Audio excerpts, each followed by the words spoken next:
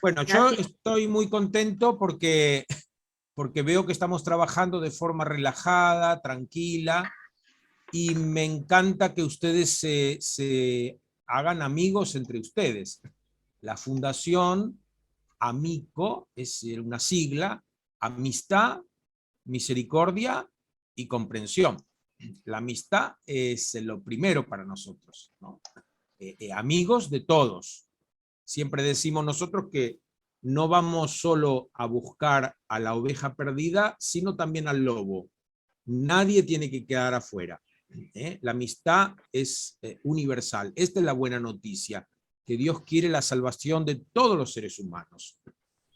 Algunos se salvarán llevando el catecismo de la Iglesia y el código de derecho canónico bajo el brazo. Otros nos salvaremos con otros libritos, o otros caminos, otros senderos. Pero la salvación no depende tanto de nosotros como de la voluntad de Dios. Creo que es muy difícil torcer la voluntad de Dios, ¿no? Bueno, mi idea hoy es que trabajemos más, sobre todo ustedes. Y yo, esta vuelta, voy a ser de abogado del diablo. Es decir, como yo he dedicado un poquito más de tiempo que el que seguramente dedicaron ustedes a los estudios bíblicos, entonces, escuchando las interpretaciones de ustedes, por ahí voy a ser de abogado del diablo. Es decir, voy a decir, pero ¿y esto otro? ¿Y no faltará aquello? ¿Y cómo lo relaciono con esto otro? ¿Mm? Pero ustedes ya saben que acá hablamos como hermanos, como hermanas, en confianza, somos parte de esta familia espiritual que fundó Jesús. Decíamos en el primer encuentro que Jesús sale de ese modelo patriarcal biológico de familia y ofrece otro tipo de familia en donde se han multiplicado las hermanas, los hermanos, las madres, y donde los padres patriarcales no tienen cabida. No llamen a nadie padre. Entonces, podrá ser que alguien tenga un poco más de tiempo dedicado a estudiar estos temas, pero a la hora de interpretar, todos contamos con la gracia de Dios y con una cosa interesante que es la experiencia vital. Antes de interpretar, o sea, de hacer exégesis, primero vamos a hacer exégesis, es decir, vamos a estudiar el texto. ¿Qué dice el texto? Dejemos por favor de lado para un segundo momento la hermenéutica. ¿Qué me dice a mí? ¿Qué nos dice a nosotros este texto? ¿Cómo lo podemos aplicar en nuestro hoy? Esto lo vamos a dejar para un segundo momento. Primero vamos a tratar de entender la lógica del texto. Para entender la lógica del texto, tenemos que tener en cuenta cuáles son los elementos de nuestra subjetividad que nos van a jugar en contra. El primero es que nosotros estamos acostumbrados a una lectura que podríamos llamar litúrgica del texto. Es decir, tomamos una sección que en liturgia se llama perícopa. Yo no utilizaría este término en el estudio bíblico, yo diría párrafo directamente. Tomamos un párrafo, tomamos una sección de sentido, que en liturgia se llama perícopa, y la sacamos del contexto. Entonces, está bien, nosotros vamos a hacer una exégesis, pero no tenemos que perder la idea de continuidad. ¿Qué había antes? ¿Qué viene después? ¿Cómo se relaciona con otras partes del mismo libro? ¿Y qué relación tiene fundamentalmente con libros anteriores que están en la Biblia y que no están? Lo que llamamos comúnmente los apócrifos del Antiguo Testamento, que también influencian en el Nuevo Testamento. Entonces, no perder la idea de continuidad. Y en el caso del texto que vamos a ver hoy, este relato o estos relatos, eso habrá que definir, vienen a renglón seguido de el relato de la expulsión del demonio o los demonios que tenía aquel habitante de los cementerios en la zona de los Gerasenos, demonios que se autodefinen legión. Y cuando Jesús termina de expulsar a estos demonios, que después van a los cerdos, que se terminan ahogando, los Gerasenos le suplican, como le habían suplicado los demonios, y como antes le había suplicado el poseso, ahora los Gerasenos le suplican a Jesús que se retire de su territorio. O sea que venimos de un relato que podríamos calificar de fracaso. Jesús logró expulsar, ¿no?, a esta legión de este pobre hombre, pero los Gerasenos, que no niegan la expulsión, le suplican, le ruegan que se vaya de ese territorio. Tener en cuenta esto.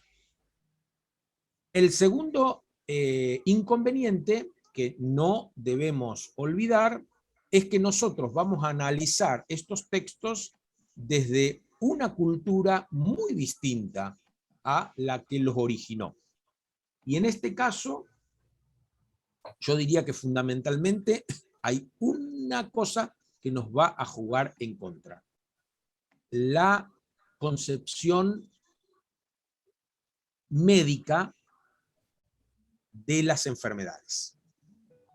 Las enfermedades en la época de Jesús, en la cultura de Jesús, eran consideradas consecuencia del pecado. Entonces, los métodos de curación tenían que ver también con la idea de la causa. El que tenía una enfermedad era porque él mismo había pecado, o sus padres, o algún familiar, algún antepasado había pecado. Entonces, esto no tenemos que perderlo de vista. Por tanto, si vamos a hablar de esta mujer que sufría de hemorragias, va a haber elementos del relato que a lo mejor desde nuestra concepción médica pueden salir a la luz y pueden favorecer la comprensión del personaje, pero hay otros elementos que no tienen nada que ver con la idea del escritor, que, como lo venimos diciendo, escribe con la intención de influir en un auditorio ideal. Está escribiendo para un grupo determinado de personas y con su escrito busca influir. No busca solamente transmitir un acontecimiento que ocurrió, sino que a través de este acontecimiento busca algo en los auditores. Iba a decir lectores, pero ahí tenemos también otra diferencia grande entre nosotros y ellos. La mayoría de ellos no eran lectores, eran auditores. Por eso los relatos están escritos de tal forma que sea fácil recordarlos. Tienen a veces elementos mnemotécnicos que favorecen el recuerdo del relato. La repetición de palabras, por ejemplo, que es algo que seguramente va a salir hoy. Bueno, ¿quién lee el texto de hoy? Marisa. Bueno, no hay problema. Marcos, capítulo 5. Sí, capítulo 5 del 21 al 43. Cuando Jesús regresó en la barca a la otra orilla, una gran multitud se reunió a su alrededor, y él se quedó junto al mar. Entonces llegó uno de los jefes de la sinagoga, llamado Jairo, y al verlo se arrojó a sus pies, rogándole con insistencia: mi hijita se está muriendo. Ven a imponerle las manos para que se cure y viva. Jesús fue con él y lo seguía una gran multitud que lo apretaba por todos lados. Se encontraba allí una mujer que desde hacía 12 años padecía de hemorragias. Había sufrido mucho en manos de numerosos médicos y gastado todos sus bienes sin resultado. Al contrario, cada vez estaba peor. Como había oído hablar de Jesús, se le acercó por detrás, entre la multitud, y tocó su manto, porque pensaba, con solo tocar su manto quedaré curada. Inmediatamente cesó la hemorragia, y ella sintió en su cuerpo que estaba curada de su mal. Jesús se dio cuenta enseguida de la fuerza que había salido de él. Se dio vuelta y dirigiéndose a la multitud preguntó: ¿Quién tocó mi manto? Sus discípulos le dijeron: ¿ves que la gente te aprieta por todas partes y preguntas quién te ha tocado? Pero él seguía mirando a su alrededor para ver quién había sido. Entonces la mujer, muy asustada y temblando, porque sabía bien lo que le había ocurrido, fue a arrojarse a sus pies y le confesó toda la verdad. Jesús le dijo: hija, tu fe te ha salvado. Vete en paz y queda curada de tu enfermedad. Todavía estaba hablando cuando llegaron unas personas de la casa del jefe de la sinagoga y le dijeron: tu hija ya murió, ¿para qué vas a seguir molestando al maestro? Pero Jesús, sin tener en cuenta esas palabras, dijo al jefe de la sinagoga: no temas, basta que creas. Y sin permitir que nadie lo acompañara, excepto Pedro, Santiago y Juan, el hermano de Santiago, fue a casa del jefe de la sinagoga. Allí vio un gran alboroto y gente que lloraba y gritaba. Al entrar les dijo: ¿por qué se alborotan y lloran? La niña no está muerta, sino que duerme. Y se burlaban de él. Pero Jesús hizo salir a todos, y tomando consigo al padre y a la madre de la niña y a los que venían con él, entró donde ella estaba. La tomó de la mano y le dijo: Talita cum, que significa: niña, yo te lo ordeno, levántate. Enseguida la niña, que ya tenía 12 años, se levantó y comenzó a caminar.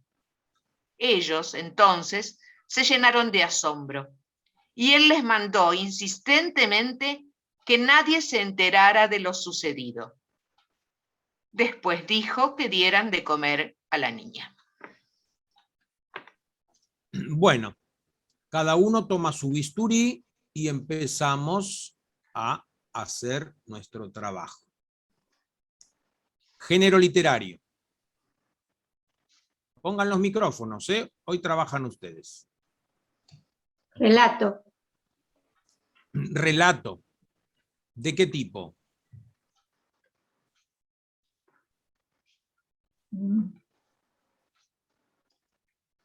¿Qué tipo de relato? Histórico. Narración. Claro, una narración histórica. Histórica. Acuérdense siempre, macro género, evangelio. Dentro del evangelio, narración histórica. Muy bien. ¿Cuántas narraciones? 2.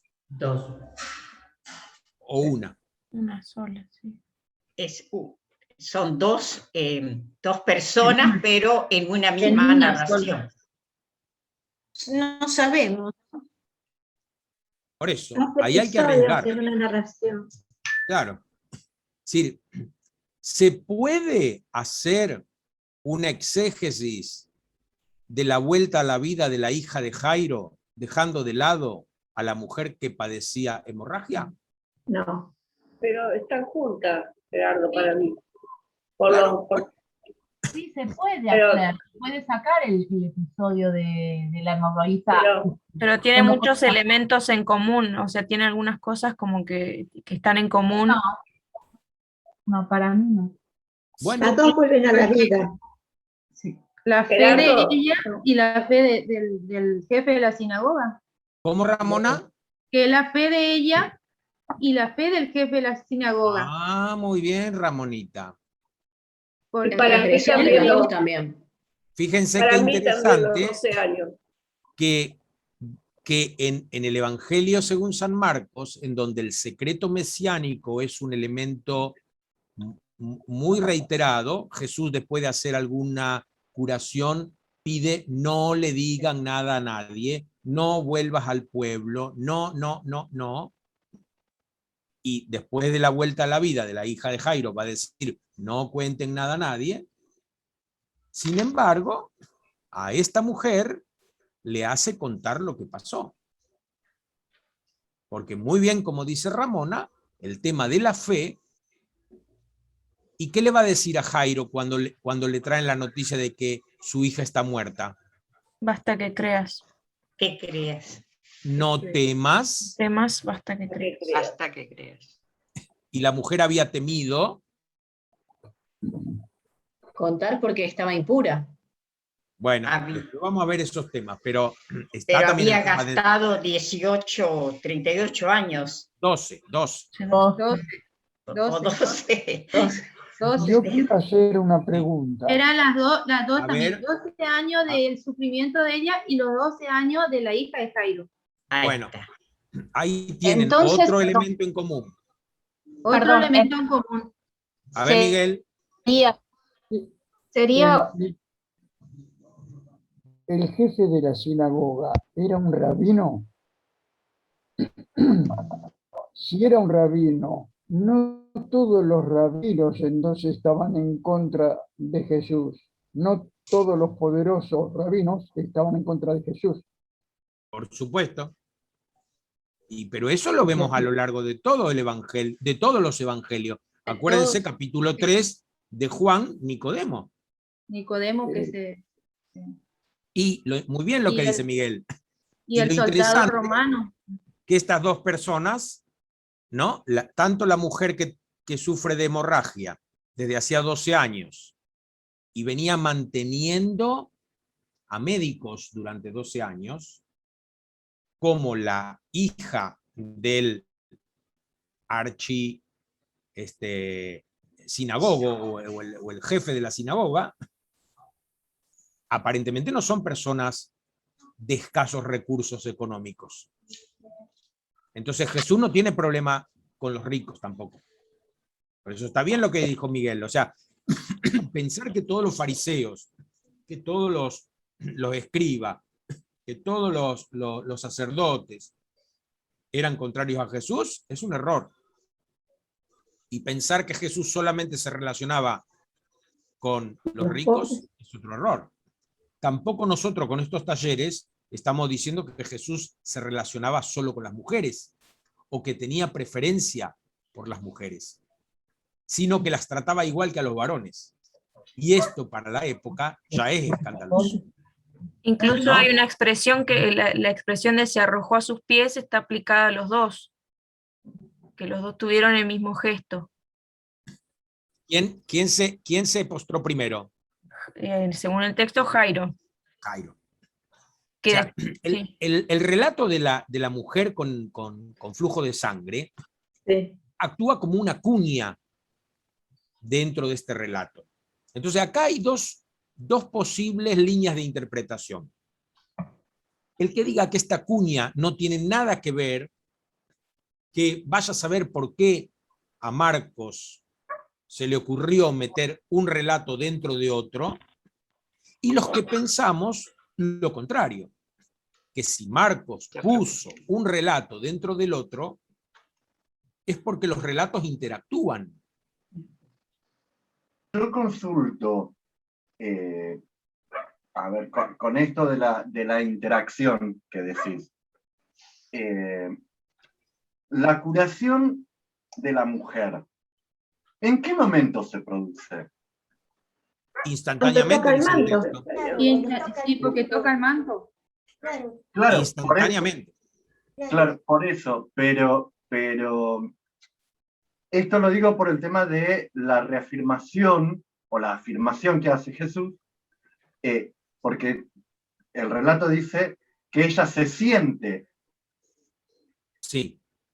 y después Sí. Jesús es como que publica, exterioriza el hecho de la curación. Es Claro, que ella, el texto a dice, Jesús- sintió en su cuerpo. Exacto. Bueno, a Jesús lo sorprende la mujer.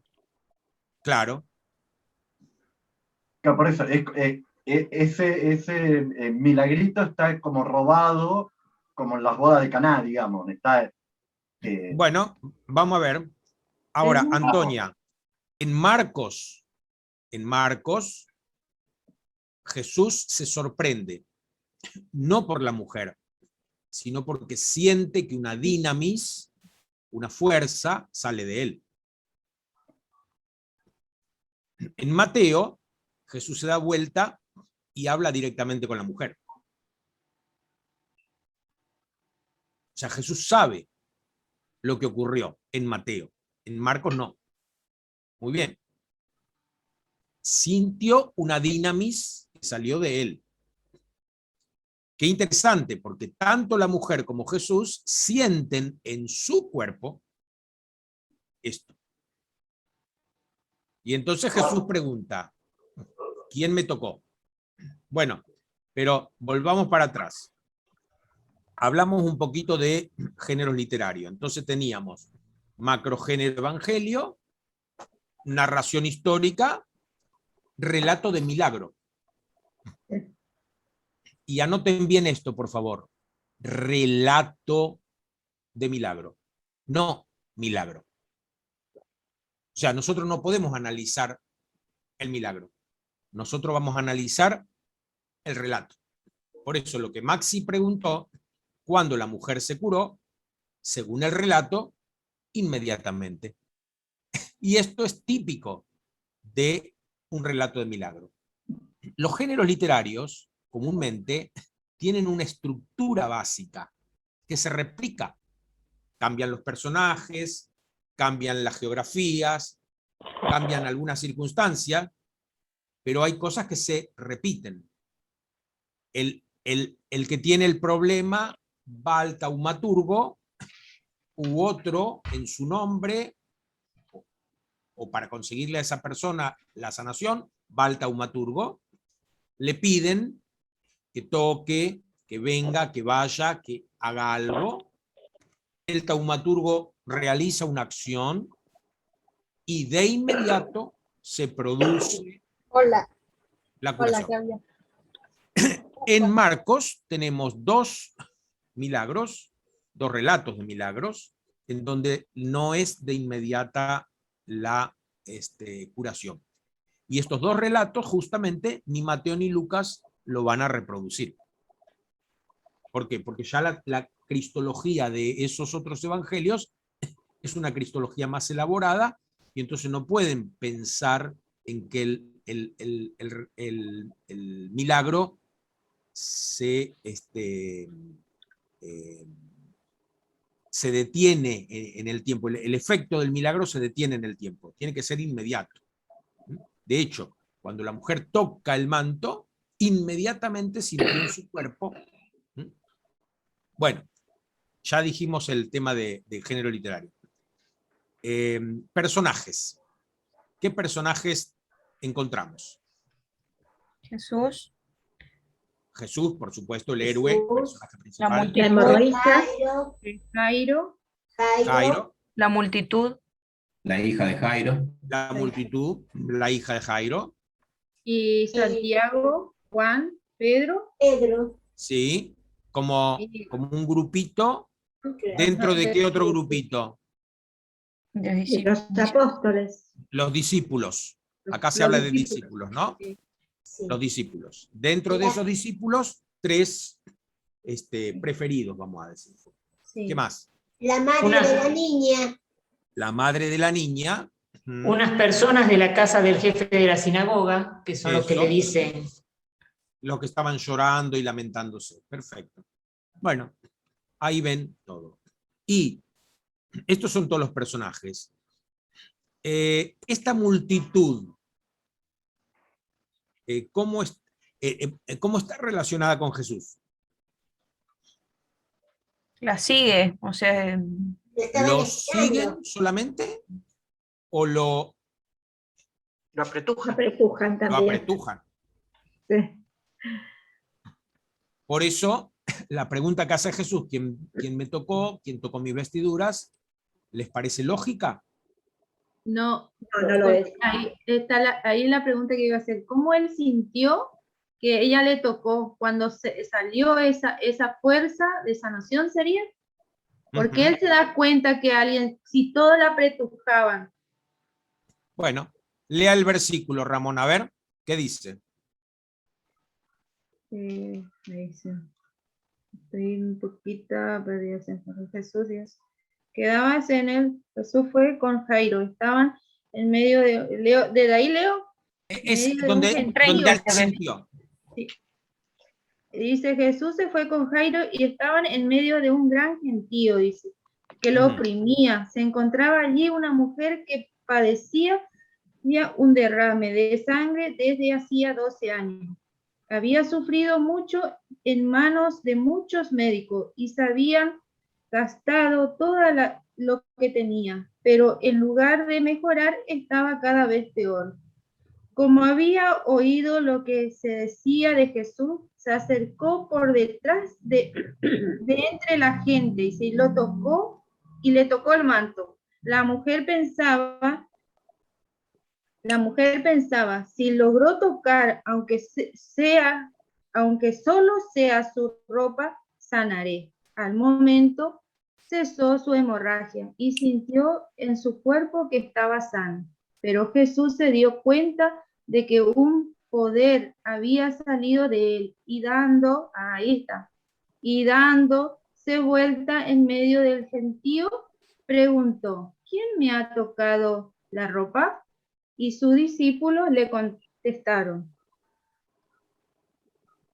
Sí, ¿qué le contestaron? ya ves cómo te oprime toda esta gente. Y preguntas, ¿quién te ha tocado?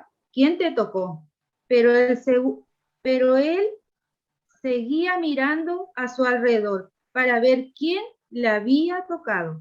Entonces la mujer, que sabía muy bien lo que había pasado, asustada y temblando, se postró ante él y le contó toda la verdad. Jesús le dijo, hija, tu fe te ha salvado, vete en paz y queda sana de tu enfermedad. Muy bien. Quiero Ya decir estaba algo. curada, ya estaba curada. ¿Y por qué Jesús le dice, vete en paz, queda sana de tu enfermedad? Porque era mujer. ¿Eh? Porque era mujer y la mujer las tenían en menos, no podía estar tocando el manto ni nada. para hacerlo público. Claro. Porque ella creyó realmente en él, ella creía, tenía fe que los otros no tenían. Sí, pero ¿por qué Jesús le dice, queda curada de tu enfermedad? Si ya estaba curada. Porque él, a través de la fuerza que él sintió es... A ver, Vamos a parece analizar, sentía. estamos analizando el relato, ¿eh? el relato. Estamos analizando Para el mí tiene relato. que ver con que seguramente se sabría que esa mujer era impura, porque si hacía 12 años que estaba en esa situación, todo el mundo debía saber que ella era impura. Entonces la reivindicó delante de todos esos que conocían de su impureza y de los que seguramente tenía que estar alejada, porque los que estaban impuros no podían estar cerca. Se me ocurre que lo hizo para justamente reivindicarla. Se sentía con culpa. ¿Y ella tal vez, cómo se sentiría? con alguna culpa. Gerardo, porque ella también dice, la mujer muy asustada y temblando, porque sabía bien lo que le había ocurrido, fue a arrojarse a sus pies y le confesó toda la verdad. Entonces ahí él le responde, hija, tu fe te ha salvado, vete en paz y queda curada de tu enfermedad. sea, ella sintió la necesidad, como una especie de culpa también. Claro. Para Estaba contar. mal. Es que ella lo tocara lo transformaba en impuro a él, porque ella era impura, y si lo tocaba, el que quedaba impuro era Jesús. Jesús da vuelta a eso, y es él el puro la cura, digamos, no lo mancha, él la sana. ¿Me explico? Sí. A ver, Alide, vamos a ver qué tan puro estaba Jesús. ¿De dónde venía? Jesús le confirma la sanación. ¿De dónde venía Jesús? De hacer un exorcismo. De la barca de la otra orilla. Claro, y la otra El orilla. exorcismo, él venía así, de hacer el... ¿La otra orilla es territorio puro? No, Pero, O sea que pero a él no Jesús le era afecta puro. lo puro y lo impuro. Territorio Bueno, pagano. No, En él el quedaba contexto de él impuro. sí, en el contexto de él sí. Él quedaba impuro. Era un cementerio ese. Sí, Jesús Para los viene de, demás. Jesús viene de tierra, Es que eran dos visiones semipagana, totalmente distintas. de un cementerio y de tratar con los demonios.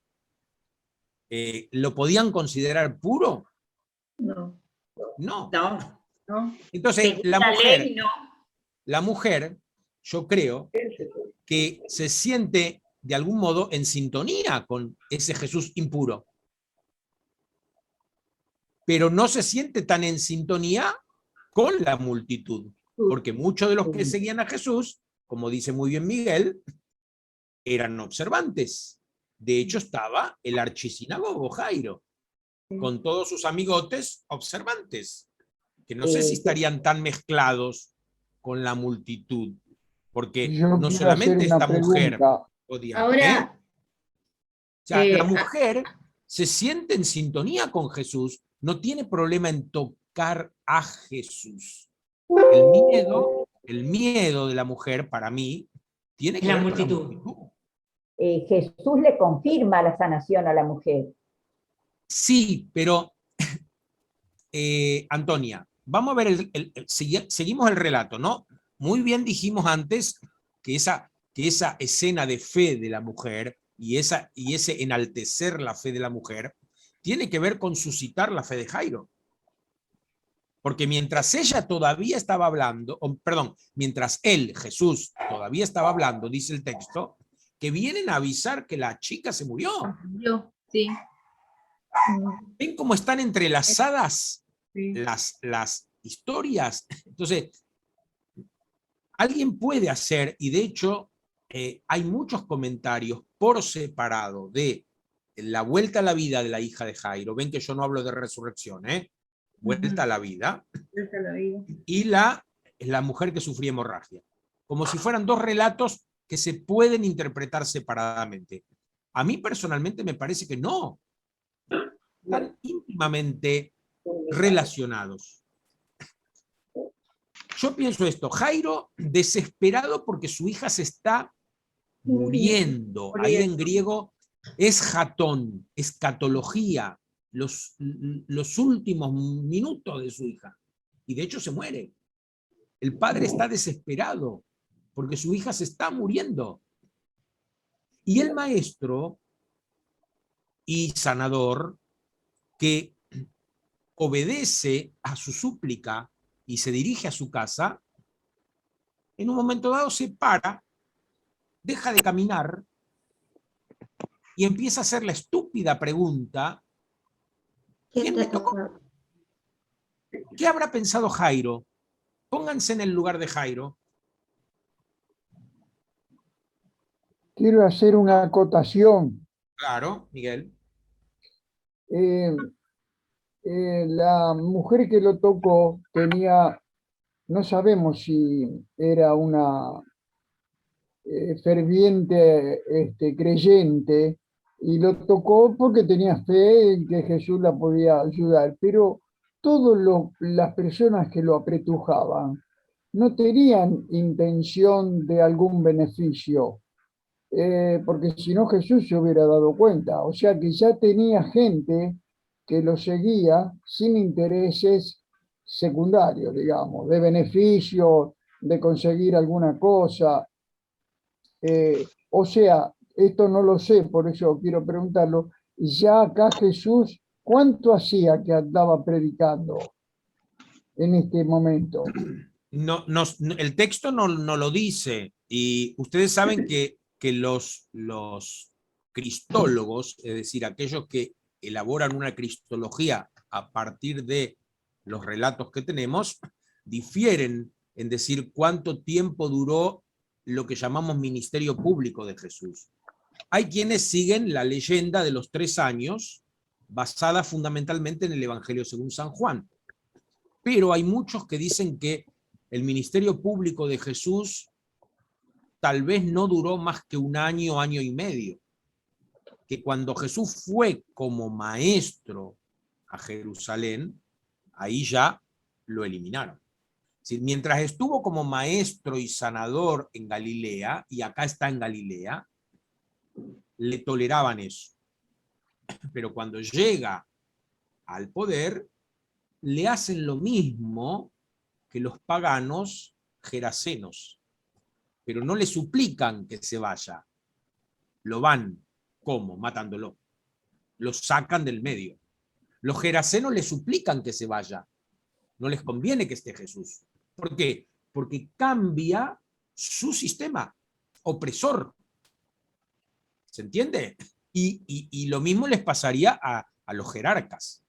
No querían que esté Jesús, porque ellos perdían poder. Entonces los matan. Pero bueno, volvamos al texto.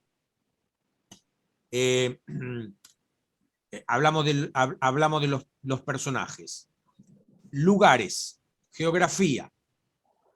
Galilea, ya dijimos, ¿no? Volvió del otro lado del mar, de Genesaret, está en Galilea. ¿Qué más de la geografía podemos decir? ¿Todo se da en el mismo ámbito? No. Van a la casa de la niña, un ámbito privado. Comienza O sea, así en de la orilla va caminando a la casa de Jairo, sí. Y una vez que llegan, entra ¿con quiénes? Solo con Vos tenés y los padres de la niña. Y Pedro, Santiago y Juan. Ahí está. Juan. Y los demás Los los echa padres. afuera. los demás quedan afuera. Gerardo, una Ya. pregunta. Mm.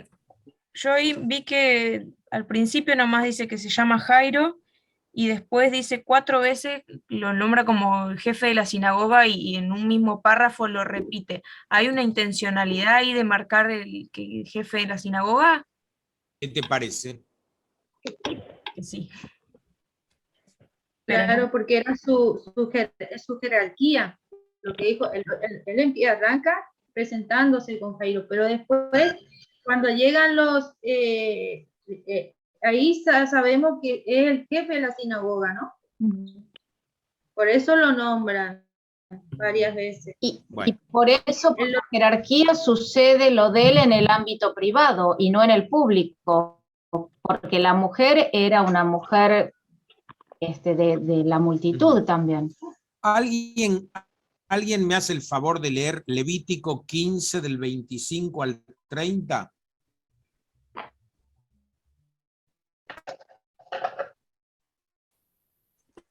La mujer está. Y no, probablemente ya vendió todo, pobre, para querer curarse. Bueno, ¿no? 15. Acá lo tengo. ¿Puedo leer? Del 25 al 30. Sí, sí, Marinés. Acá lo tengo.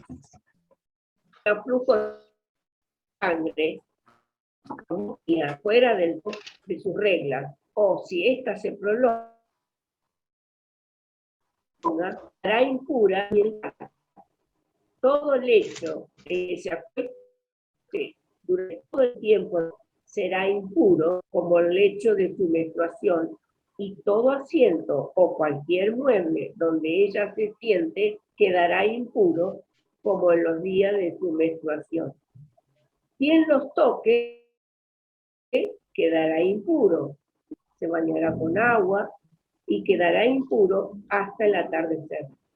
Cuando ella sane de su flujo, dejará pasar 7 días y luego quedará pura.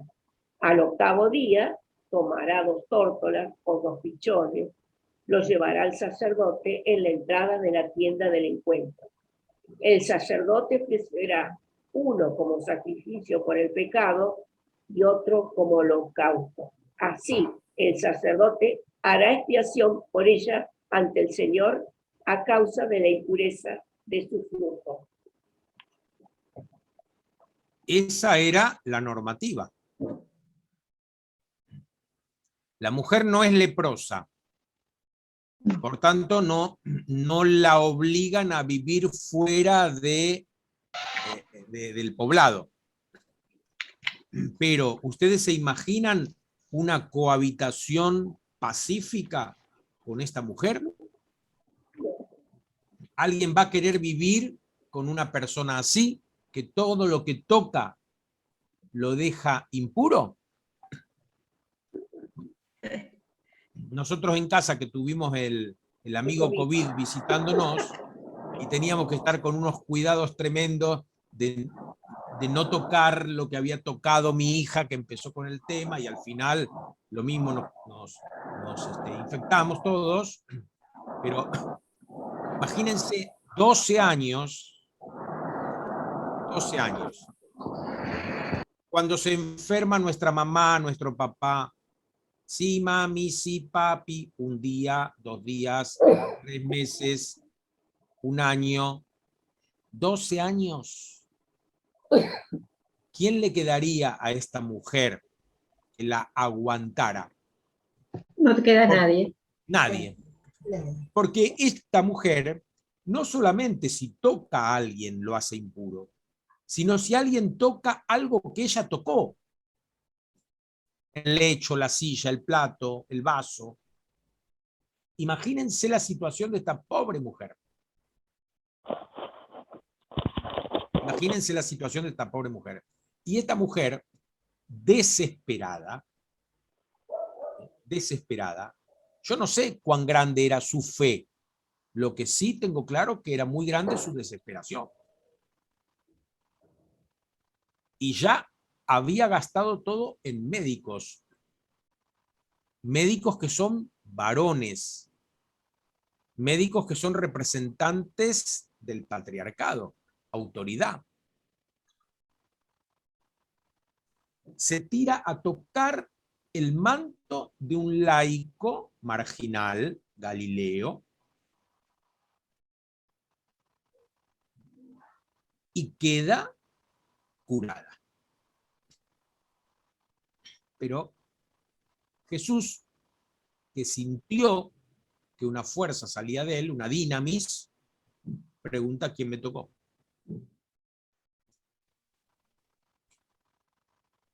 Acá, los que creemos en una conciencia de Jesús que va evolucionando, si Jesús es verdadero Dios, pero también es verdadero hombre, se va conociendo a sí mismo. Esa pregunta es una pregunta que tiene sentido. Él experimenta algo en su cuerpo y quiere saber si esa sensación es algo privado de él. ¿Te tocó? ¿Vos sabés cómo le hizo Mea? ¿Cómo? No se escuchó bien. Bueno.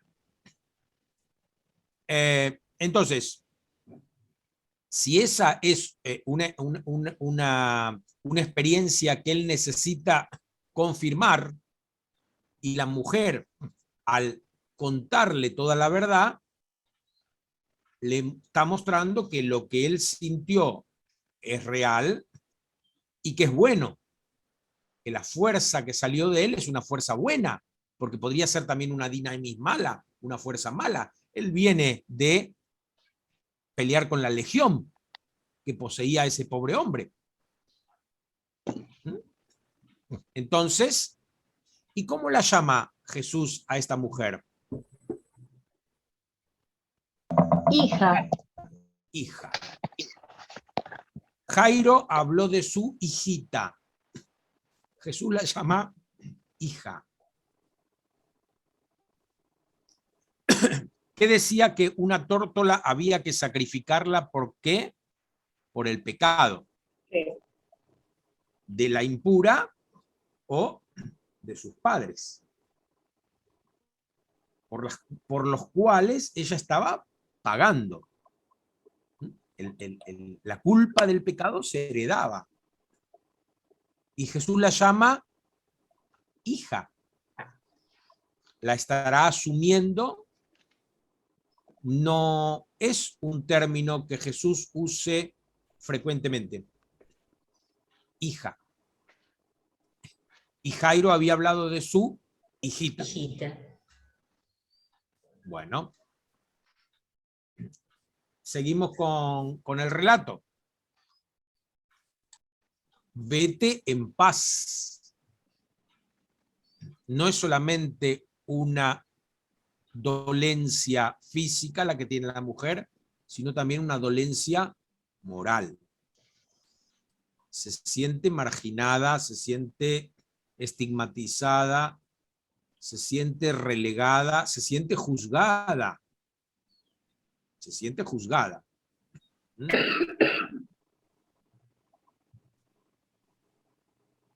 Bueno. Y entonces, Jesús se dirige solo con Jairo, Pedro, Santiago y Juan. Ya no hay multitud, ya no hay todo ese barullo alrededor. Van a la casa, se encuentran que en la casa ya habían empezado los ritos mortuorios. Jesús, al ser tocado por la mujer con flujo de sangre, quedó impuro. Y al entrar a una sala velatoria y tocar a la niña, en el caso de la mujer, él no eligió quedar impuro. Ella lo hizo impuro al tocarlo. Pero en el caso de la niña, Jesús infringe lo que ordena el Levítico, porque el Levítico también manda que no se puede tocar a los muertos. La toma de la mano, como había hecho con quién? Con la suegra de... Con la suegra de Simón. Pedro. Bien. Pedro. ¿Y qué le dice? Talita cum. Niña, levántate. Levántate. Primero lo pone en arameo, porque Jesús posiblemente habló así, lo cual podría significar que este es un relato muy arcaico y que conserva memoria de algo que realmente ocurrió, o podría ser que el narrador extradiegético, porque el narrador está fuera del relato. No es Simón, no es Santiago, no es Juan, no es Jairo el que está relatando. No es Jesús, que sería un relato autobiográfico en ese caso. Sino que el relator está fuera, pero sabe lo que pasa y sabe lo que Jesús dice. Entonces el relator pone en labios de Jesús una expresión idiomática que hace que el lector entre en contacto con ese Jesús histórico, ¿no?, que habla en su lengua. Y después traduce, porque seguramente algunos no conocen esa lengua. Entonces traduce. ¿Y cómo traduce? Niña. Yo te lo ordeno. Levántate. Sí. Ese levántate, geiro, es el término que se usa para la resurrección.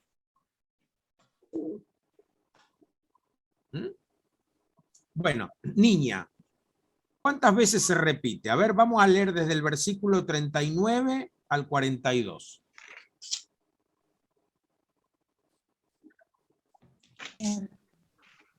Aidión.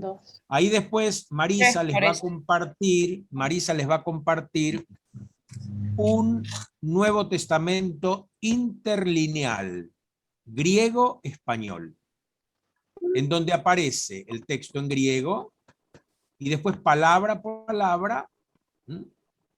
Hoy hay herramientas en Internet que son mucho mejores, porque permiten utilizar el buscador y demás. Si alguien tiene interés, después habla con Marisa y vemos a ver cómo se puede también participar esto. Pero por lo menos van a tener esto que les va a permitir ver cuántas veces se repite un mismo término. A veces los traductores cambian. Vamos a ver ahora. A ver, ¿quién quiere leer? Del 39 en adelante, al 42.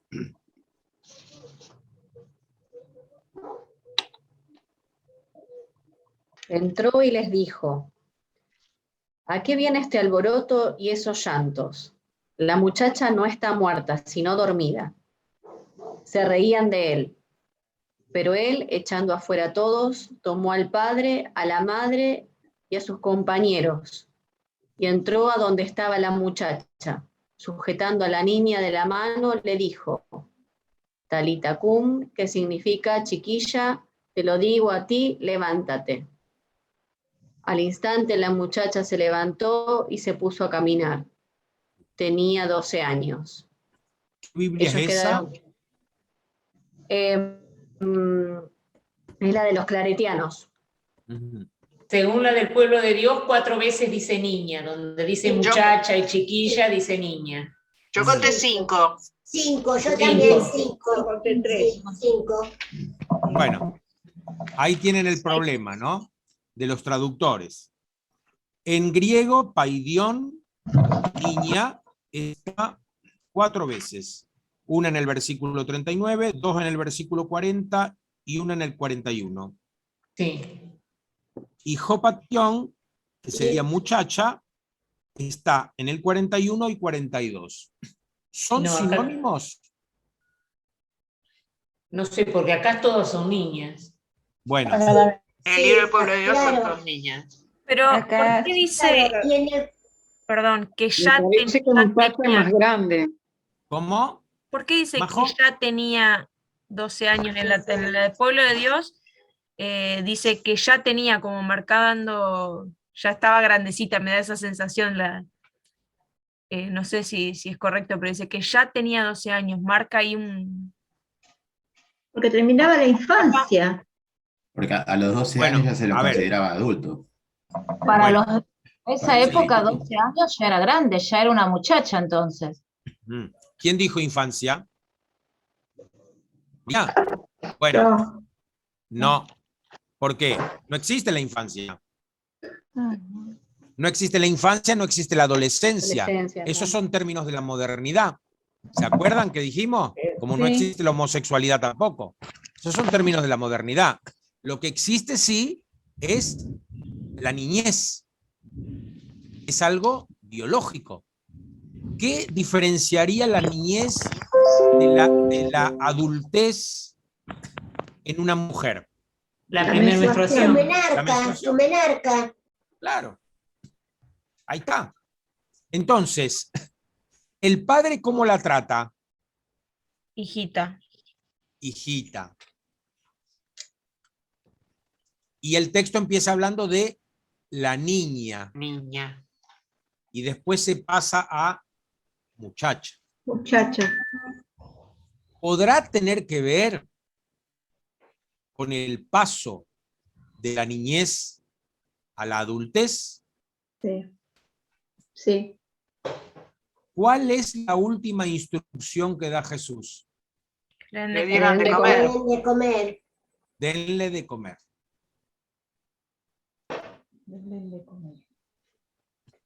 Hoy podríamos, pero ahí estaríamos metiendo una categoría que no corresponde, como la de adolescencia. Hoy podríamos hablar de anorexia.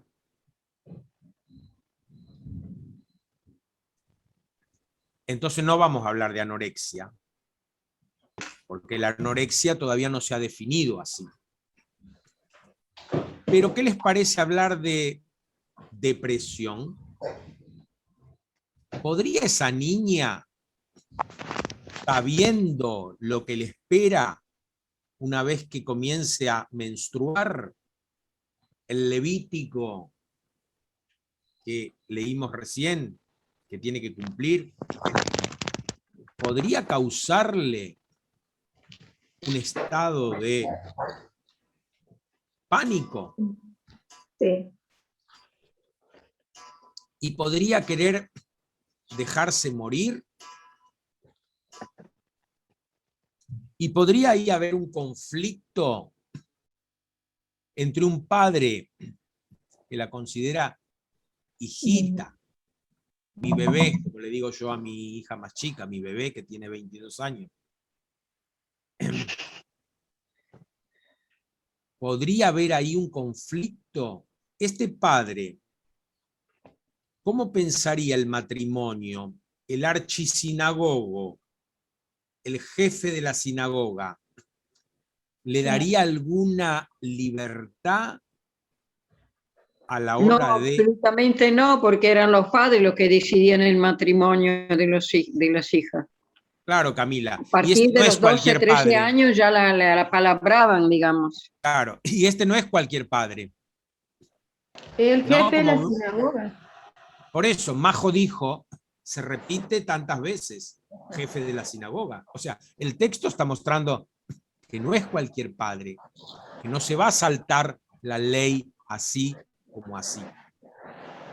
Entonces, esta chica, que ya tiene 12 años, y ha visto lo que pasaron otras hermanas, primas, vaya a saber, podría. ¿A quién le dice Jesús, denle de comer? A la niña. No. Sí, No, a y los que le den a estaban- ella. a los como- padres. Que estaban en la casa. Y a los padres debe ser que eran los que estaban ahí con ella, no creo que haya sido los discípulos. ¿Por qué no? No sé Que si eran hombres. el que le da de comer... No nombra a nadie en particular. Porque eran hombres, sí, pero Jesús ha superado la diferenciación entre varones y mujeres. Y en la comunidad cristiana, que es la que lee este texto, ¿quiénes van a entender que a estas niñas o muchachas hay que darles de comer?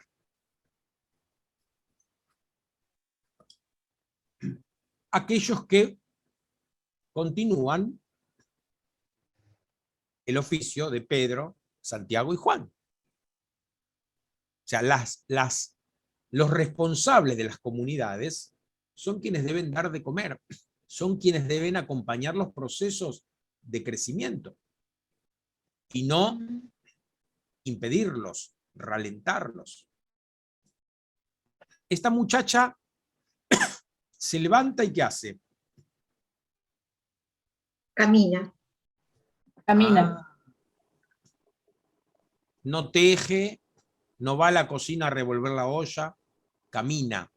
¿Qué significa esto, caminar, para el lenguaje cristiano? ¿Cómo se denominaba Los del al camino. cristianismo Camino. naciente? El camino. ¿Y qué hacían discípulos y discípulas? Caminaban. Caminaban con Jesús. Entonces ven como el relato, acá nosotros hicimos una exégesis, ¿no? O sea, el relato, al poner esta acción en la niña, tiene una influencia en el oído del que escucha este relato, que llama a su naciente religión, no sé si la experimentaban como religión, yo me imagino que no, pero la llama camino, y la niña empieza a caminar. Y esa muerte, ¿no es un poco la muerte de la niña y el comienzo de otra vida más adulta, donde ahí empieza a caminar ella sola? ¿O es mi libre interpretación, va? Egueiro levantó, tiene que ver con resurrección. Y fíjense, acá en este texto van a aparecer, yo después les mando estos apuntecitos, pero van a aparecer términos como sangre, Que yo tengo. sufrimiento, y salvación, soma, cuerpo, que son términos que aparecen también en los relatos de la pasión, en Marcos. Yo después les mando este apunte. Qué interesante, o sea, de alguna manera, estos relatos preparan los relatos de la pasión, y por otro lado, para entenderlos, hay que leer los relatos de la pasión, para resignificarlos, para sacarlos de lo histórico. Bueno, ¿algo más para decir de todo esto? Yo quiero decir algo. La mujer que tenía hemorragia había estado 12 años con hemorragia, ¿no? Sí.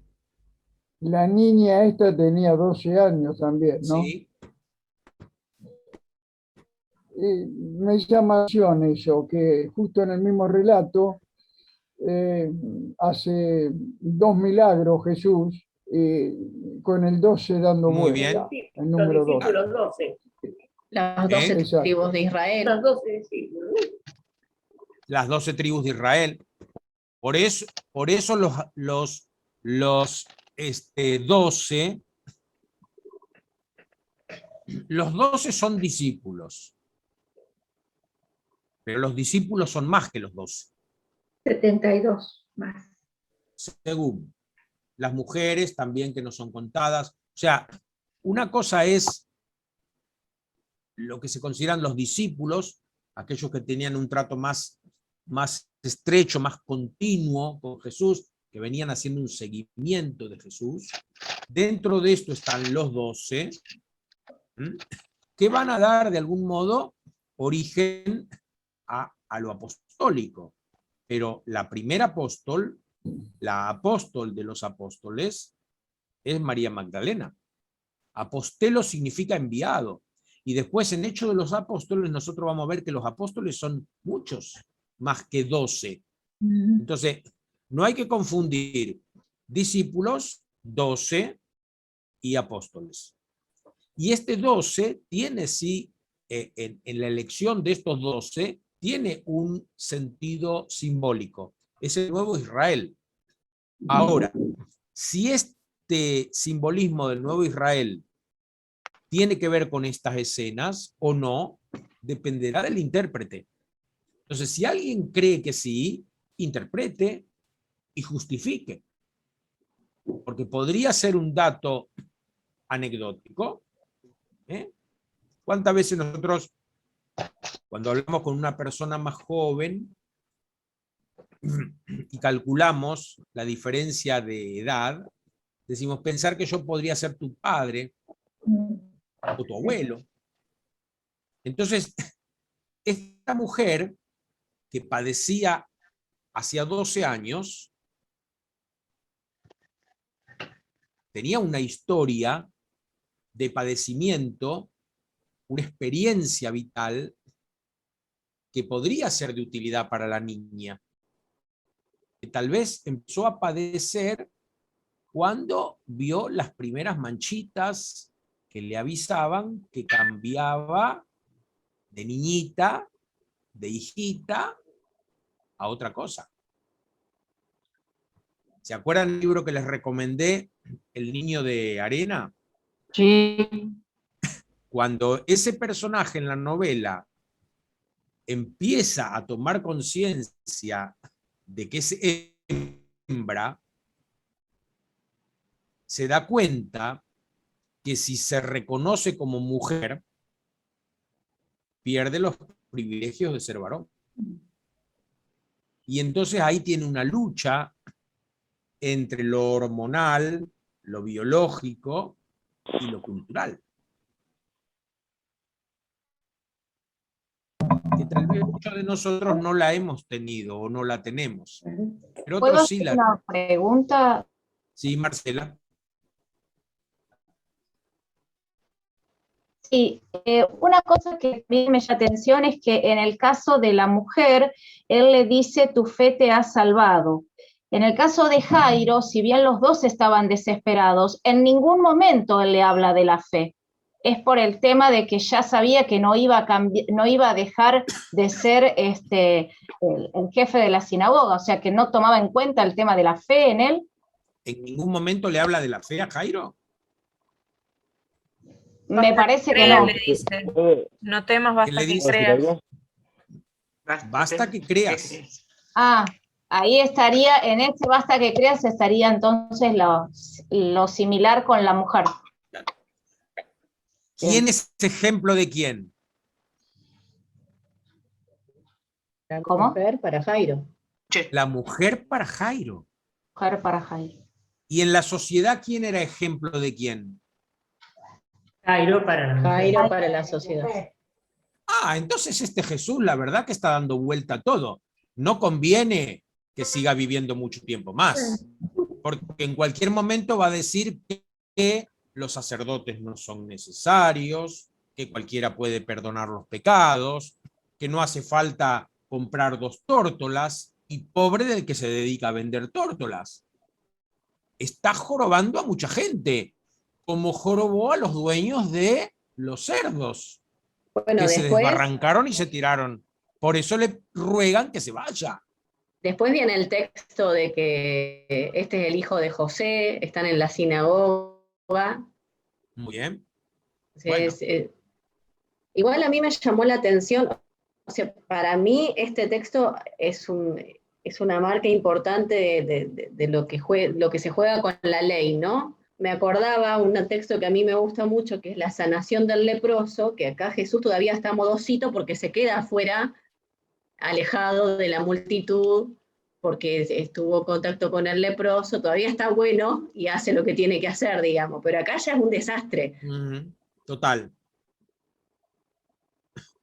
En el buen sentido, ¿no? Cuando vos lo mandaste a leer lo del Levítico, a mí me llamó la atención todos los rituales que tenía que hacer para que se complete, digamos, la sanación, y acá él resalta que en ese momento ella queda curada, digamos, no hacía falta como todo lo otro. ¿Y esos rituales son rituales privados? No. No. Son públicos.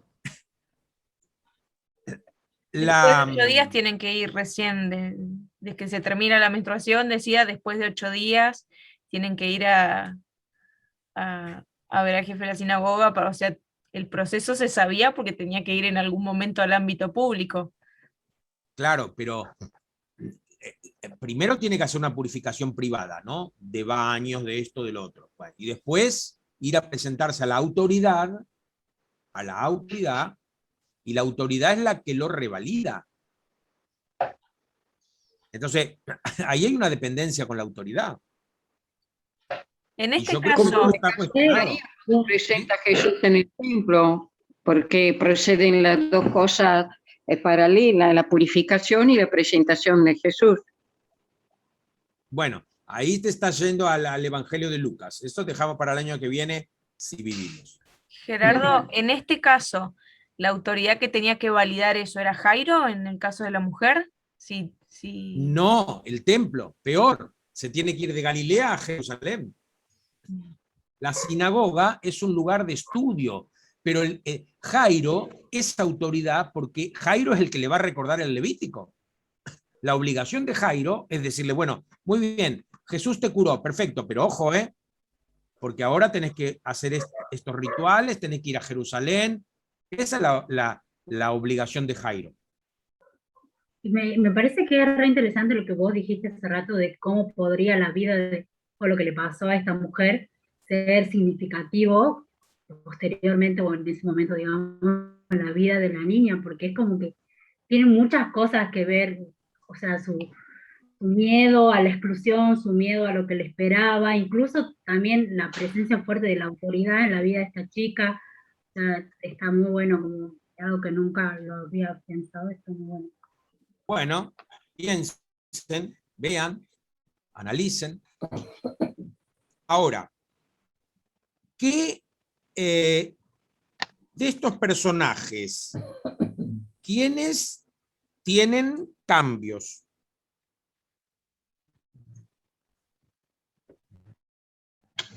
¿La mujer? La mujer que se ha casado. hemorroísa y la niña. Y la Las niña. mujeres. Los padres también. La hemorroísa, la niña, ¿quién más? Los padres de la niña. Padres de la niña. Jesús también. ¿Y Jesús Jesús también, claro. también? ¿O Sí. invertimos el orden? El primero que cambia es Jesús. El primer cambio es Jesús, que necesita de la confirmación de la mujer para que lo que él percibió Confirme lo que es. Claro. Por eso yo a esta mujer y a la Sirofenicia, que creo que toca el martes que viene, las llamo las catequistas de confirmación de Jesús. Qué bueno. Porque le confirman que está habitado por un espíritu que va más allá de la letra de la ley. Entonces, si un fariseo hubiera sentido que alguien lo tocó y pregunta quién me tocó, y la mujer le cuenta toda la verdad, dice el texto, ¿qué hubiera hecho el fariseo, por más bueno que sea? Se iba a purificar. Purificarse, acusarla primero, seguramente. Claro. No la patearía porque se volvería más impuro todavía, pero a lo mejor le tiraba una piedra, la lapidaría o recomendaría la lapidación. Hay que matarla. Es un peligro público. Nos manchó, nos contagió el pecado a todos nosotros. Jesús no habla del tema, para nada. Y no solamente que no habla del tema, sino que después, como muy bien dijo María de los Ángeles, ya no está nada modosito, ya no está nada cuidadoso, entra y toca a la muerta. O sea, que Jesús va haciendo también su camino de autoconocimiento. ¿Cuáles son las últimas palabras de Jesús según Marcos? Dios mío, ¿Por qué me has abandonado? ¿Por qué me has abandonado? Marcos y Mateo tienen estas últimas palabras de Jesús. Para Lucas las últimas palabras son: Padre, en tus manos encomiendo mi espíritu. Y para Juan, todo se ha cumplido. Esta mujer venía de una situación de tremendo sufrimiento, como el de Jesús en la cruz. Dijimos que hay términos, ¿no?, como cuerpo, sangre, sufrimiento, salvación, que se repiten en este relato y en el relato de la pasión. Jesús también llega con un tremendo sufrimiento. La mujer, ¿con qué se encuentra? Con alguien que le transmite salud y paz. Jesús, ¿con qué se encuentra en la cruz? Con el silencio de Dios. Abandono de los más Dios mío, ¿por qué me has abandonado?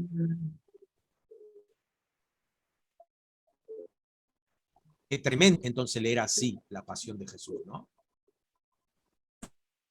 Hablando de la pasión de Jesús, les recomiendo el libro Cuerpos Abyectos, de un amigo de Malena, el padre Villalobos Mendoza, que hace un análisis de los relatos de la pasión según Marcos desde una perspectiva de género.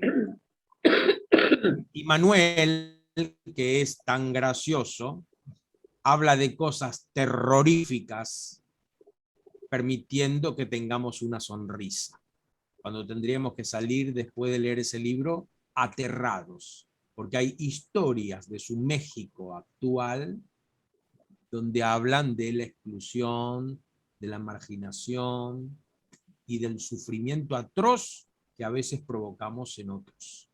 Entonces, cuando vemos a una persona en situación de sufrimiento, acordémonos de la mujer que padecía hemorragia y de la niñita.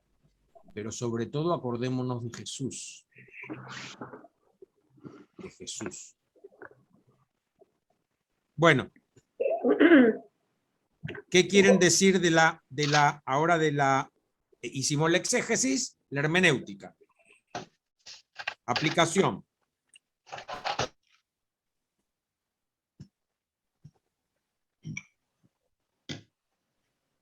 ¿Con quién se identifican en este texto? ¿Con quién se sienten más parecidos? ¿Puedo hacer una pregunta, Gerardo, antes Claro. de ir avanzando? Sí, Marinet. La hemorroísa que gastó un montón de dinero y en los médicos no le resolvían, y oyó de Jesús y se fue a verlo. Ahora esto lo traslado al hoy. ¿Cuántos enfermos hay y que están en la situación y dicen, ¿a dónde voy? Voy a verlo al padre Ignacio. ¿Para qué? ¿Viste? La desesperación o... Yo no sé, pero sé de personas que han ido con los estudios y todo, y por ahí cierra la carpeta y ya se sabe que va a fallecer. No habla mucho, pero es muy fuerte eso. Eso es lo que a mí me hizo acordar al hoy, ¿no? Ese pasaje al hoy, cómo la gente va tanto a recurre, está bien, que es a través de Jesús la sanación, pero creo que, no sé, estoy equivocada en lo que estoy diciendo, ¿hay algo que se pueda agregar? Acuérdense lo que dijimos al principio, nosotros estamos en una cultura en donde la medicina tiene un desarrollo que no tenía en la época de Jesús. O sea, estos médicos de los que se habla acá más bien eran curanderos. Sí.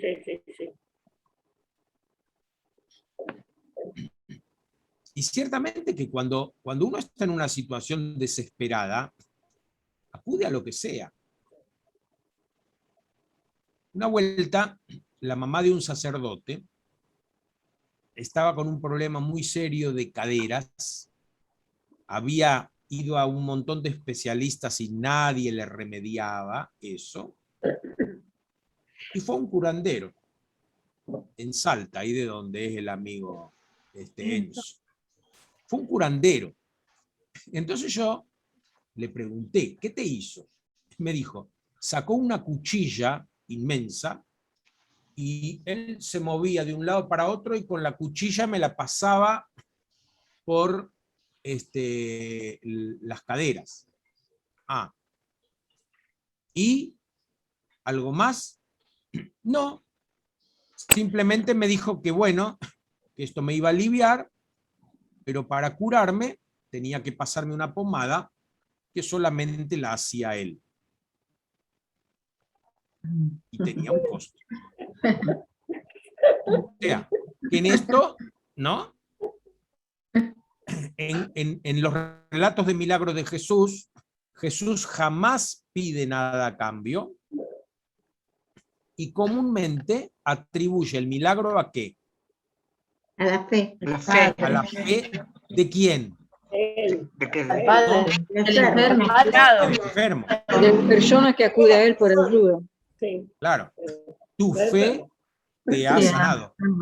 Lo vamos a ver el martes que viene, si Dios quiere. Vete y que se haga de acuerdo a tu fe, no a la mía, de Jesús.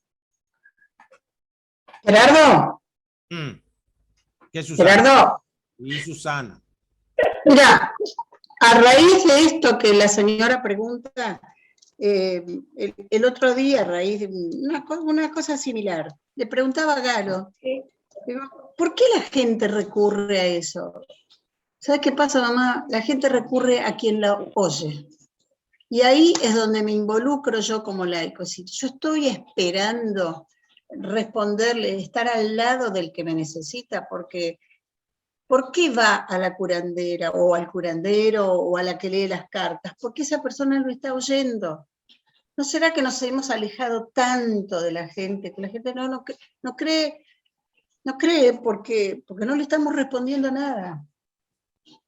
Además, porque a diferencia de yo creo que además porque a diferencia de Jesús, hoy en día no le transmitimos a la gente que basta su fe. Le decimos, palabra tenés que ser viva. así, tenés que ser bueno, tenés que haber cumplido esto, aquello, y si cumplís todo esto y si sos así, puede ser que te vaya bien, digamos, si no, como que ponemos muchas condiciones, digamos, ¿no? No la fe. Y son frenos, como que nuestras actitudes son las que nos dan la acogida, no se sienten acogidos, y como que perdemos, como dice la palabra del Evangelio, que Jesús era todo el tiempo, Él daba su acogida, ¿no? De una u otra forma, y nunca impuso, no había imposición. Nosotros le imponemos tanto que esto hay que hacer acá, hay tantas leyes que yo creo que a veces nosotros ya nos volvimos como el gobierno, con tanta ley. Yo coincido con Ramona que estamos como sometidos a la ley y tiene que sucedernos algo que nos interpele de tal modo que no sabemos más qué hacer, entonces recurrimos a lo que sea, y entonces ahí nos salimos de ese marco legal, ¿no? Porque como lo que tenemos como ley ya no nos ayuda, no nos permite, seguramente este jefe, Jairo, ¿no? Este jefe de la sinagoga habrá recurrido a otros pares de él para salvar a su hija, y no había manera. Bueno, en la desesperación recurre a este Jesús que transgrede la ley y que seguramente él hasta lo habrá perseguido y se habrá cuestionado. Sí. Entonces, a veces la desesperación nos permite saltar esas leyes, incluso eso que nos ha sometido tanto tiempo, decir, bueno, pero tengo que hacer algo. Sí.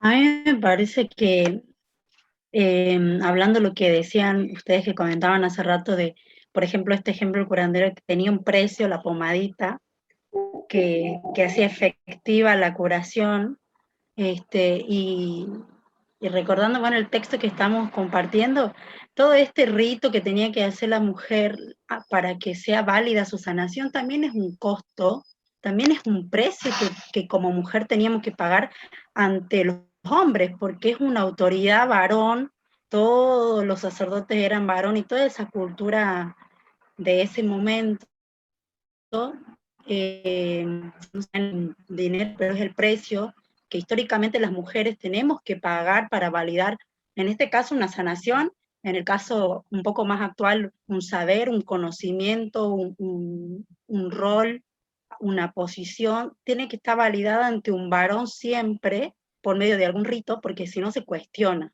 digamos. Me hace acordar todas las noticias que vieron, que estaban hablando de las mujeres, de Florencia Peña que se reunió con el presidente, o sea, sé que no tiene nada que ver, pero siempre hay que validar que la mujer para estar en un lugar tiene que pagar un precio, sí o sí. Y bueno, desde la perspectiva de género, por el mismo sexo de ser mujer, tenemos que validarnos siempre. Y después le echan la culpa. Claro, fíjense que la vez pasada nosotros hablamos de esa inequidad que se convierte en iniquidad. O sea, el que exista una ley, ¿no? que marque, una cosa es, digamos, lo que se acostumbra, lo tradicional, y otra cosa ya es una ley establecida que hace que esa inequidad, esa diferencia entre el varón y la mujer, se convierta en una iniquidad. El gran tema de la sangre, que ciertamente siempre tiene mucho más que ver con la hembra que con el macho. Porque ¿cuándo sangra un macho? En la cuando guerra, le pegan una patada en la el partido guerra. de fútbol, claro. Y ahí esa sangre, si se quiere, es rosa. Muy bien la observación de Camila. La sangre en la guerra, ¿con qué tiene que ver? Con la fortaleza. Sí, La sangre también de la hay rituales menstruación, ¿con qué tiene que indígenas ver? con la sangre, como la ceremonia de la danza del sol, en donde se cortan y ofrendan la sangre. Bueno, ya nos vamos a otra cultura, habría que analizar ahí qué significa la sangre. Pero en esta cultura, el tema de la sangre, para mí, es una iniquidad para las mujeres. Porque la mujer, salvo rarísimas excepciones, las que nunca han menstruado, gran parte de su vida y pensemos que la mayoría de las mujeres no superaría los 35 o 40 años, ¿qué ideas se hacen de esta mujer que sufría de hemorragias? Si tenía 12 años de sufrimiento, ¿qué tendría? Yo diría 24 o 25 años. Entonces, Tenemos los 12 por la diferencia. Además Pero- de eso, hay que tener en cuenta el tema del tiempo en que tenía que, digamos, si tenemos, supongamos, calculemos una semana del periodo, más otra semana de purificación, o sea, el mes tiene 4 semanas, hay 2 semanas donde la mujer no puede estar afuera, por lo tanto no puede realizar un montón de actividades, y claro, y lo que me planteaba en este momento, ¿cómo decir? Claro, por eso la mujer en general, por eso tenía una vida privada. ¿Cómo ser una mujer pública entendida como una mujer que actúa dentro del Estado o tiene determinada actividad, si siempre tiene que estar escondida? O sea, es como una vez alguien me dijo, me siento bajo la bota de mi padre, me dijo en un momento, ¿no? Y ahora pensando esto, digo, claro, todas las mujeres de esa época y después las que han continuado también, bajo la bota del varón de no poder salir a expresarse en función de algo absolutamente natural. y en esa cultura, Malena, el varón piadosamente se sacó la bota. ¿Y a quién se la puso?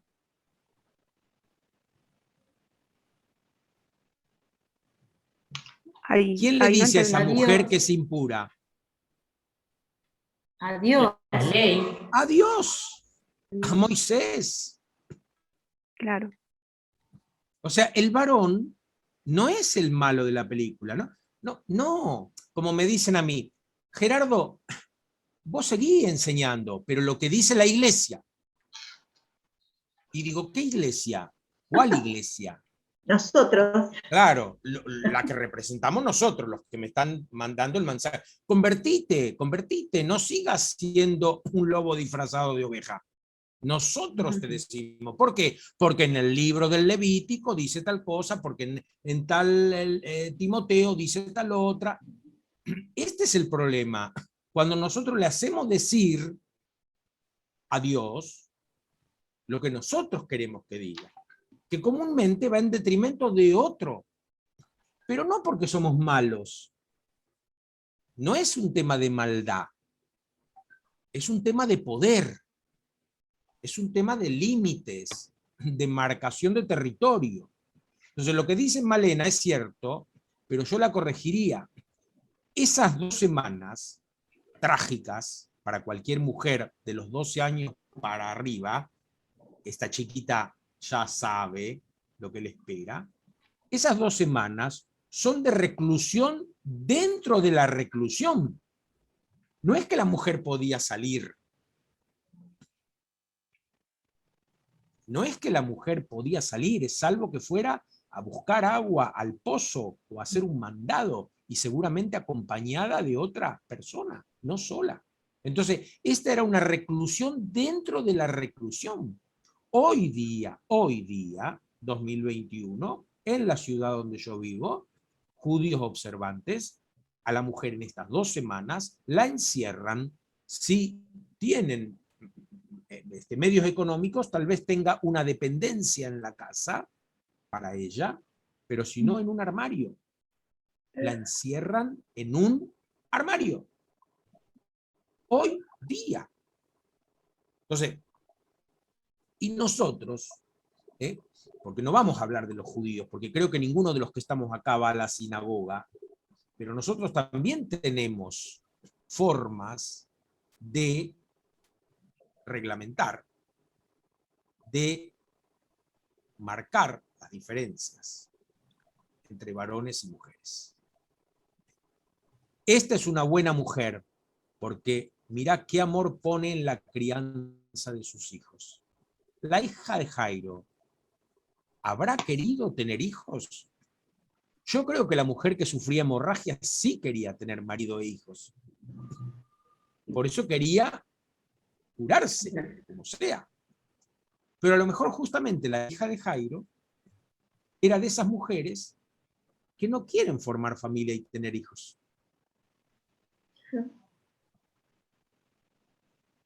Las hay, ¿no? ¿Ustedes conocen alguna por ahí? Sí. Y no necesariamente tienen que ser lesbianas, ¿eh? No. No necesariamente, porque hay lesbianas que quieren formar familia y tener hijos. Entonces ven como el abanico se va ampliando. Bueno, le vamos perdiendo el miedo al acercamiento desde los estudios de género. Ven que no estamos negando ninguna cosa fundamental, ni estamos diciéndole a alguien que cambie su orientación sexual, sino que estamos tratando de visibilizar las distintas formas de ser y tratar de entenderlas dentro de su lógica, no de la lógica patriarcal, de la lógica binaria, de la heteronormalidad, de lo que está impuesto. Por eso yo les decía el primer día, a veces algunos que proponen estas cuestiones de género lo hacen de modo violento, a los codazos, como me imagino que esta mujer también llegó hasta Jesús metiendo algún codazo, porque hubo que atravesar toda esa multitud. Entonces, para decir lo que venimos diciendo hace siglos, no hace falta ser irrespetuoso, inventar eslogans, pancartas, escribir literatura, hacer películas de cine. No hace falta, porque eso ya lo tenemos incorporado. El tema es lo que no tenemos incorporado. Y ahí, bueno, habrá que ver. Hay quienes lo van a hacer de un modo más armónico, más tranquilo, y hay otros que lo van a hacer de forma aparentemente más violenta, ¿eh? Pero el que lo hace tranquilo y todo también ejerce cierta violencia, ¿eh? Nadie escuchó aquel refrán, cuídate de las aguas mansas. Sí, que de las Bueno. otras que cuido yo. Entonces, tranquilos. Perdón, Pero- yo no he escuchado pero vos ya tenés 13, 14 años recién. ¿Qué vas a decir? No, soy grande, pero no lo he escuchado. No, que culturalmente no es de la zona. Eso es de nuestra zona, de acá más del litoral, donde Claro, tenemos, yo soy del donde tenemos desierto. ríos, donde Yo tenemos soy del ríos. desierto. Por eso. Allá ¿Cómo tendrás dice el otro. refrán? ¿Cómo dice el refrán? Cuídate de las aguas mansas, que de las otras te cuido yo. ¿Y eso qué significa? Y que el agua mansa no te parece violenta. No tenés miedo de meterte en un río como los nuestros, que parece que no pasa nada, como el Carcarañá, que es chato y te metés y te agarra un remolino y no salís más. Ah, gracias. El mar Creo que te cuidás. estos espacios son aguas mansas, porque al menos en mi experiencia veo que a mí me gustaría quizás que se levante más la voz, que sea como más, estos temas se traten en espacios más grandes, en congresos más grandes incluso, o cosas así, y me doy cuenta, a medida que pasa el tiempo, que hay un montón de lugares así chiquititos en los que esto va como agua mansa, se va moviendo, y somos un montón los que por ahí nos estamos animando a esto. Me parece que somos parte del agua mansa. Bueno, muy bien. A mí también otra cosa que me interesaría mucho, a diferencia de otros espacios en los cuales escucho muchos varones y pocas mujeres, que tienen que ver más con Latinoamérica, pero acá he escuchado poco a los varones hablar. También me interesaría las opiniones de ellos. Digo, tenemos un espacio, las mujeres, que hemos ganado y me encanta escucharlas porque les juro que yo he participado en otros espacios y donde las mujeres, claro, no hablan nada, pero es una cuestión cultural y es respetable también por eso. Pero bueno, acá también hay varones que me gustaría, los invito a escucharlos, por lo menos yo. Bueno, hoy Miguelito habló un montón, ¿eh? Y ¿quién más? Mariano por ahí intentó mechar algo. Sí, pero no podemos, son mayoría. Entonces somos apabullados.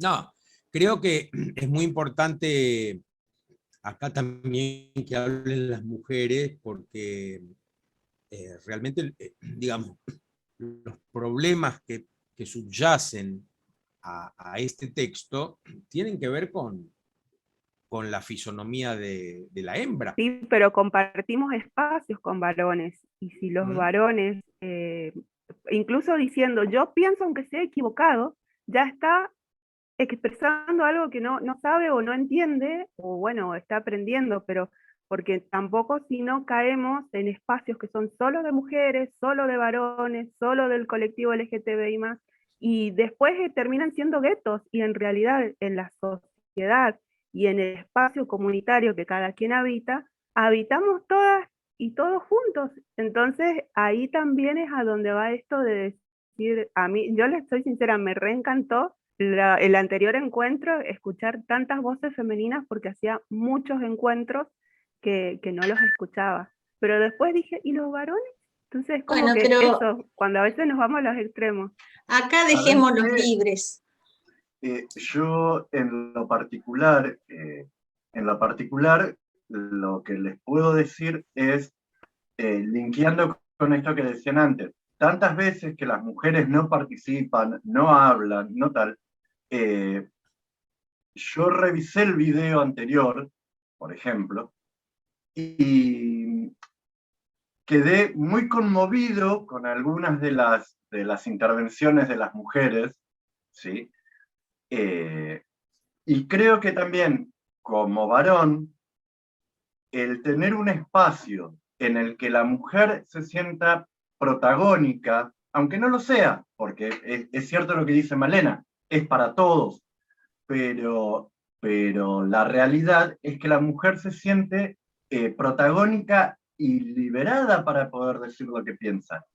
Y en este espacio de tanta honestidad intelectual, a mí me sirve para entender lo que muchas de mis vecinas no hablan, no dicen, y aunque yo no participe o no opine, sí te puedo asegurar que permanentemente estoy cambiando mi concepción de lo que le está pasando a esa mujer que tampoco participa, que tampoco habla, que tampoco se expresa.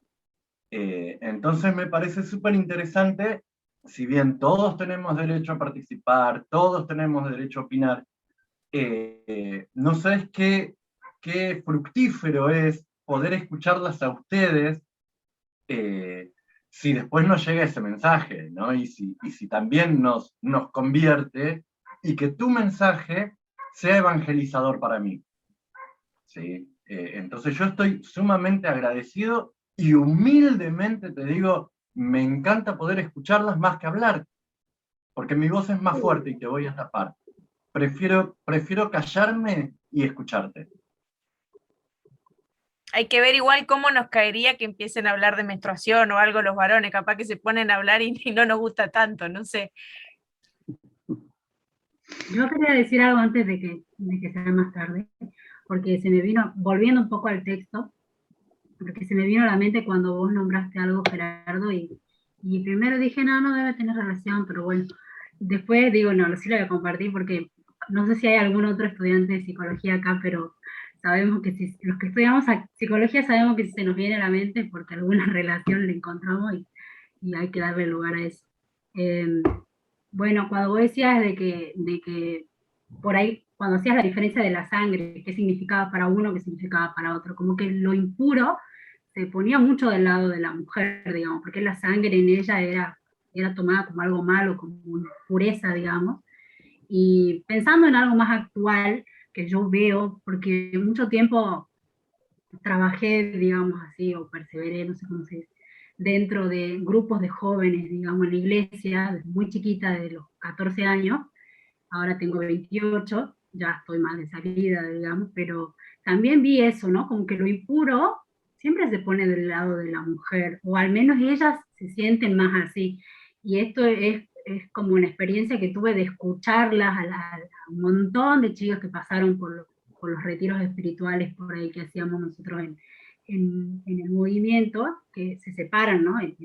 los varones por un lado, las mujeres por otro. Entonces por ahí, en los de las mujeres siempre salía mucho esto como en relación a lo sexual, por ejemplo.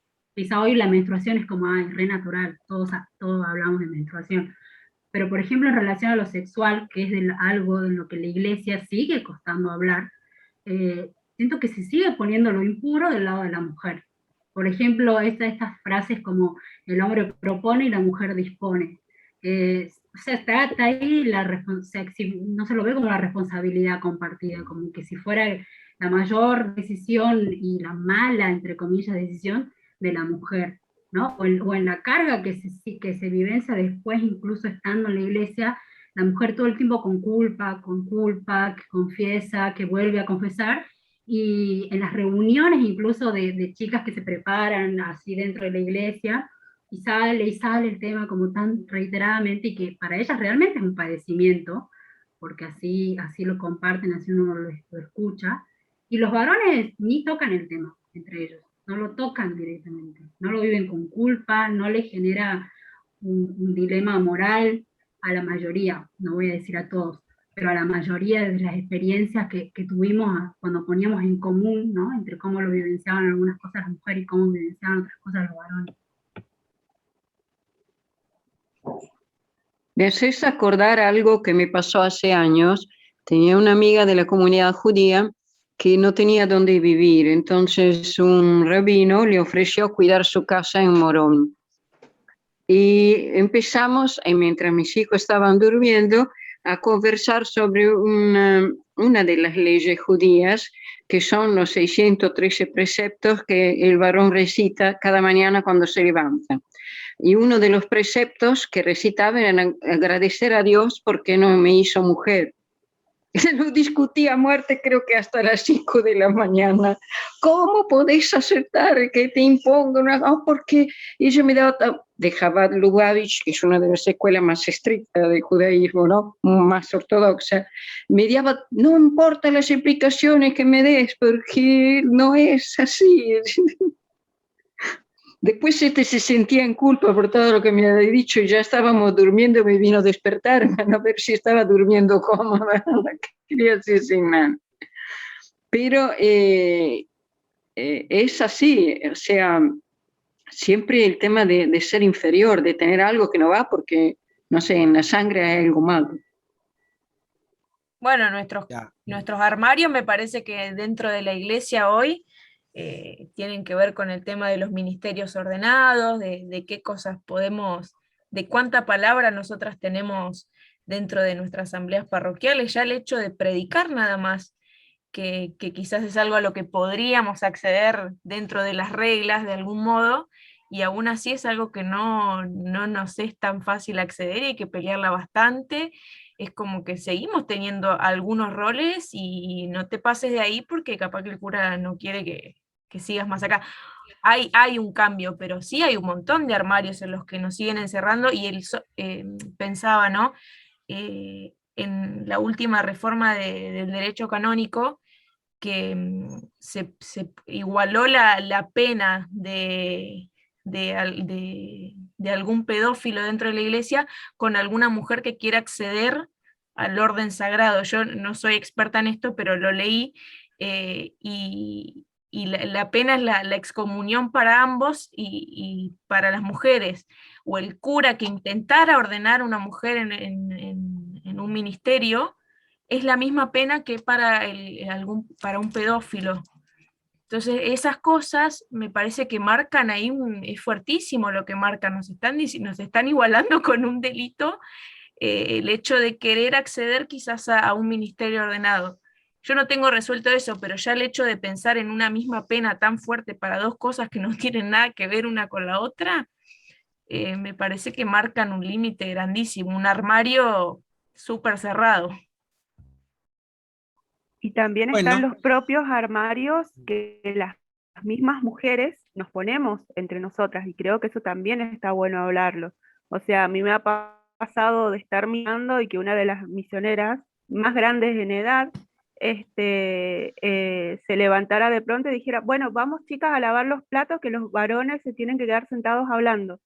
a mí me dio vergüenza, le dio vergüenza a los curas que estaban ahí, le dio vergüenza que todos nos paramos y yo no me paré, yo me quedé sentada. Yo dije, vayan ustedes a lavar los platos. Pero los curas se levantaron y fueron, o sea, y ese es un ejemplo solo de muchas de nosotras que también nosotras nos encerramos en nuestros propios armarios.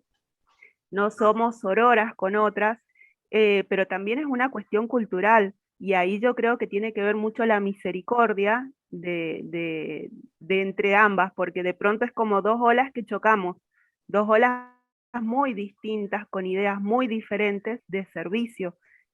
Tal vez para ella el servicio era de ese modo, y lo veía, estaba acostumbrado a eso, cuando para mí era otra cuestión el servicio, o es otra cuestión. Entonces también creo que está bueno hacernos un mea culpa, como responsables, digo, como género, porque si no siempre como que está hacia afuera, pero también hay cuestiones, estamos dentro de un sistema patriarcal, todas las personas que existimos, no conocemos un sistema. Entonces ante eso que le estamos poniendo una mirada, lo estamos estudiando y estamos criticando, bueno, veamos cómo hacemos para hacer las realidades distintas. Yo creo que ahí también está el desafío de abrir estos armarios, diferentes armarios que nos encerramos, pero esto que comentaba Majo no lo sabía y me parece terrible. No, la verdad que me he quedado... Bueno, me parece que ya estamos en las 2 horitas.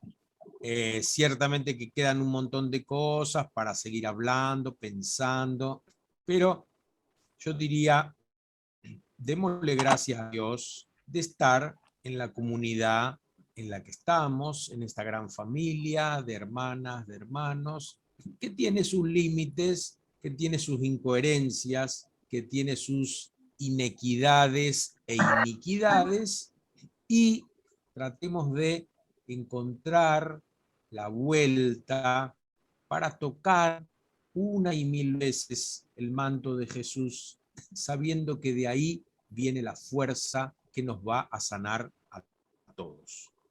Hagámoslo con calma, con paciencia. Algunos quisieran que las cosas fueran más rápidas. Bueno, más jóvenes, consulten a los de más edad, que la hija de Jairo se anime a hablar con esta pobre mujer que tiene tantos años de sufrimiento como ella de vida. Y aprendamos de esas historias ajenas. A veces las nuevas generaciones se extrañan que estamos tan lentos.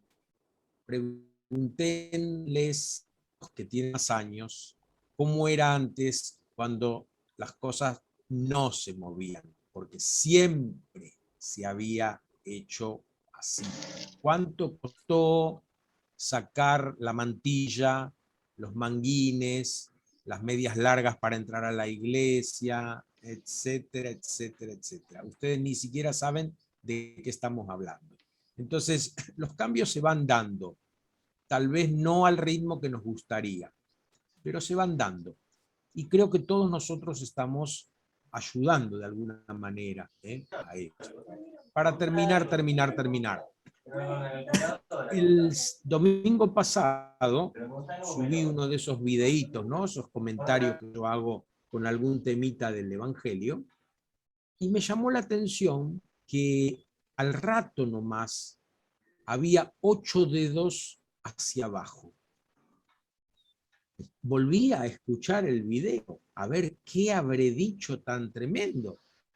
Y nada, porque citaba a San Agustín, hasta hablé en latín, no había nada en lugar, pero había 8 deditos hacia abajo. O sea que ya, aunque no escuchen el video, hay gente que sabe que uno puede estar diciendo algo que no está de acuerdo a su forma de entender la iglesia. Y clavan el dedito para abajo. Entonces, yo no les pido a ustedes que claven el dedito para arriba, pero miren qué importante que es apoyar cuando nosotros vemos algunos espacios de apertura mental, aunque uno no esté de acuerdo con todo, no importa. Pero ven cómo acá hay respeto, no tolerancia, no, respeto, valoración de lo que dice el otro, ¿no? Y, como dijo también Maxi, bueno, algunos por ahí prefieren no hablar para dar lugar a otras voces que han venido siendo silenciadas por décadas. Bueno, sigamos adelante. Les agradezco la presencia, les agradezco todo tipo de colaboración, porque es muy difícil llevar adelante estas cositas, estos procesos, pero vamos andando. El martes que viene, si les parece, seguimos con esta dinámica de que vayan ustedes metiendo más ficha, anímense a interpretar, ya más o menos saben por dónde vamos a ir abriendo el tejido del texto, géneros literarios, personajes, espacios, palabras significativas, etcétera, etcétera. Y creo que, si no me equivoco, el martes que viene tenemos 2 textos en donde aparecen madre e hija. La Sirofenicia y la que, gracias a su baile, logra que le corten la cabeza al Bautista. Herodías y su madre. 2 madres y 2 hijas. Ya después le mandamos la cita y todo para que ustedes se vayan preparando. Bueno, muchas gracias y nos vemos, si Dios quiere, el martes que viene. El martes que viene. Chao, gracias. Chao, chao. Chao. Chao, buenas noches. Buenas noches.